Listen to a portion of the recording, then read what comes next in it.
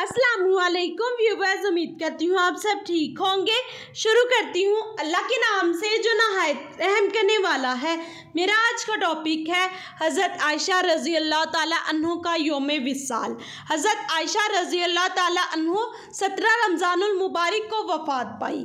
हज़रत आयशा कायनात की बेहतरीन ख्वातीन में से हैं। नबी अकरम सल्लल्लाहु अलैहि वसल्लम को सबसे ज़्यादा मोहब्बत आप ही से थी। हत्ता कि नबी अकरम सल्लल्लाहु अलैहि वसल्लम का विसाल मुबारक आपके पहलू में हुआ। आप ही के हुजरे में वफ़ात और तदफीन हुई। आपकी शान में सूरत नूर नाजिल हुई। जिब्राइल अलैहिस्सलाम ने आपको सलाम कहा। आप उम्मत की तमाम औरतों से बड़ी आलमा हैं। सहाबा कराम रज़ी अल्लाह ताला अन्हो जब किसी मसले का हल ना कर पाते तो आपके पास आते। आप इल्म, शायरी, फसाहत और इल्म विरासत में सबसे ज़्यादा इल्म रखती थी।